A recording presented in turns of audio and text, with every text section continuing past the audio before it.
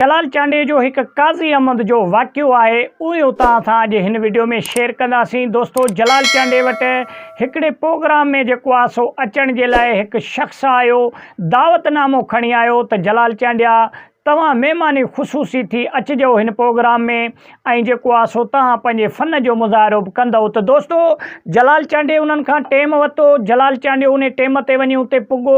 जॾहिं पिंडाल में पुॻो त ॿिया फ़नकार अॻे ई जेको आहे सो पंहिंजो फ़न जो मुज़ाहिरो कनि पिया। मुंहिंजे पुठे पासे तव्हां वीडियो ॾिसो पिया त ॿिया जेके फ़नकार ॻाइनि पिया त जलाल चांडियो वेही न सघियो। जलाल चांडियो उथी आयो ऐं उन्हनि फ़नकारनि जे मथां पैसा घुरण स्टार्ट कई ऐं जेको आहे सो पाण बि नचण लॻो। दोस्तों जलाल चांडियो हिकु ख़ुशि तबियत माण्हू हुयो ऐं जलाल चांडियो जो रोब ताब वॾो हुयो, लेकिन दिलि जो नरम ऐं ख़ुशि तबियत माण्हू हूंदो हुयो। जलाल चांडियो कंहिं बि शादीअ में वेंदो हुयो, कंहिं बि लालच खां बग़ैर वेंदो हुयो। दोस्तों पोइ जलाल चांडे इहो माना हिकिड़ो ट्रेंड सिधो कई त बाबा जेके फ़नकार ॻाइनि पिया, जेके फ़न जो मुज़ाहिरो पिया कनि, उन्हनि जे मथां पैसा बि छटिजनि जीअं हुननि जी बि माली मदद थी सघे। त दोस्तों जलाल चांडे पोइ दस्ती हिकु खुलियो करायो। 5-5 रुपया नोट, रुपए ॿी रुपए वारा नोट हुया, 10 रुपए वारा बि नोट हुया।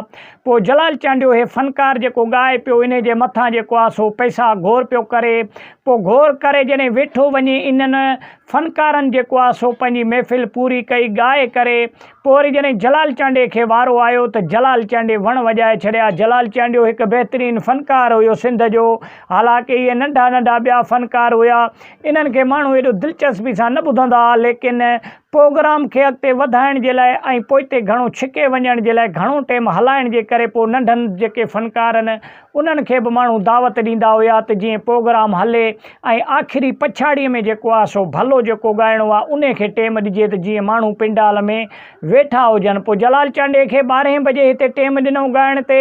पोइ जलाल चांडे जॾहिं ॻाइण स्टार्ट कयो त उहो जीअं पिंडाल में जलाल चांडियो वेठो हुयो जीअं स्टेज ते, उहो स्टेज सॼो पैसनि सां भरिजी वियो।